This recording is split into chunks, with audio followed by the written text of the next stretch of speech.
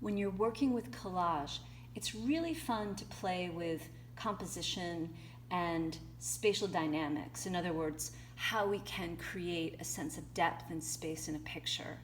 So in this simple example of a pink, an ochre, and a green bottle, you'll see that they're all lined up in a row, and in this case, it just feels like the pink bottle's the biggest, the yellow one is the medium size, and the green one is the smallest, and they're all in the same sense of space.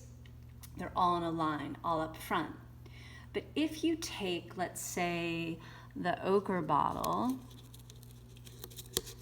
and move it back a little bit in space so that it's hitting the table a little bit further back, and then let's say you take the green bottle and you have it hit the table a little further back still, suddenly we get this dynamic of the bottles being spatially placed. There's depth now. And you saw that the green bottle in reality is about half the size of the pink one. And just by shifting where the bottles actually hit the ground, here to here to here, their horizontal placement now, combined with their diminishment in scale, in other words, that they're smaller in space, really starts to set off this sense of depth.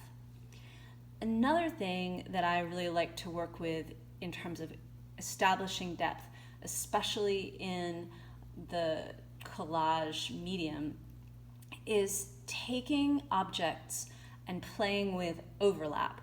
So right now, these objects are clearly not overlapping each other. There's a little bit of negative space between them.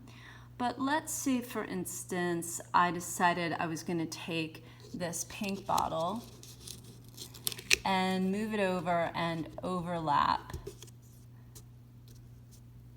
the yellow one.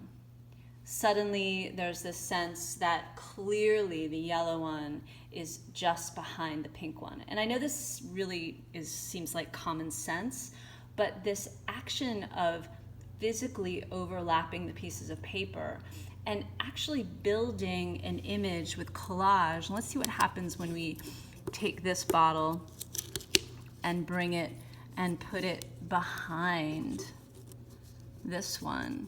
So the green is overlapped by the yellow is overlapped by the pink. There's this sense now of depth, and it's also an image that's been built from back to front. So first I put this background paper down, then I put what I'm imagining as a table for the collage, then I placed my furthest object away.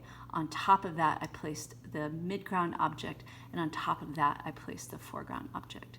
So all of these elements, diminishment in scale, overlap, placement on the ground plane, and building from back to front are all really key ways that you can create depth and a really believable sense of space in your collage, especially when you're working with multiple objects in a still life or landscape.